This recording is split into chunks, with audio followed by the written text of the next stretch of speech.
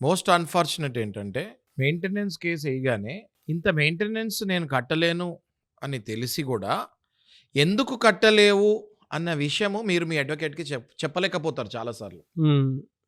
Opposite ఎప్పుడైతే advocate వేస్తారో మెయింటెనెన్స్కి, మీ వైపు ఉన్న అడ్వకేట్కి మీరు సరిగ్గా ఇన్ఫర్మేషన్ చెప్పలేక number 1 point.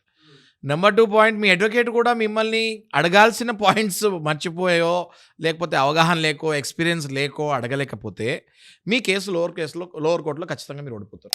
Okay, for example నేను చెప్తాను. ఒక 20,000 ఉన్న జీతగాడు భార్య 2 లక్షల జీతం సంపాదిస్తుంది.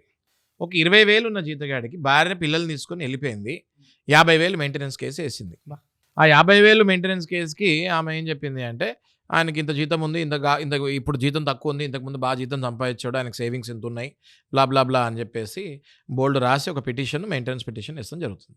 అదే ఇటువైపు ఉన్న వ్యక్తి, నా జీతం 20,000 ఉంది, గతంలో నాకేం ఇన్కమ్ లేదు, ఇదిగో నా 12 నెలల బ్యాంక్ స్టేట్మెంట్, కావాలంటే నా 10 ఏళ్ల బ్యాంక్ స్టేట్మెంటు. ఎంత ఉంటుందండి? డబ్బులు లేనివాడికి 10 ఏళ్ల బ్యాంక్ స్టేట్మెంట్ కూడా ఇంతే ఉంటుంది. అవును, ఇంతే ఉంటుంది. 4,000 ఉంటాయి 10 ఏళ్ళ స్టేట్మెంట్ కూడా. అంటే నెలకో 20,000 పడుతూ, లేకపోతే అసలు డబ్బులే పడకుండా ఉంటే నువ్వు 10 ఏళ్ళ బ్యాంక్ స్టేట్మెంట్ చేస్తే 4,000 వస్తాయి. అదే డబ్బులు ఉన్నవాడికి 10 ఏళ్ళ బ్యాంక్ స్టేట్మెంట్ చేస్తే ఇంత వస్తుంది. ఒక కోర్టు జడ్జి గారు ఇది చూడగానే తెలిసిపోద్ది 10 ఏళ్ళలో బ్యాంక్ స్టేట్మెంట్ ఏంటది. అలాంటి నువ్వు 50,000 మెయింటెనెన్స్ అడుగుతున్నావు ఏంటమ్మా?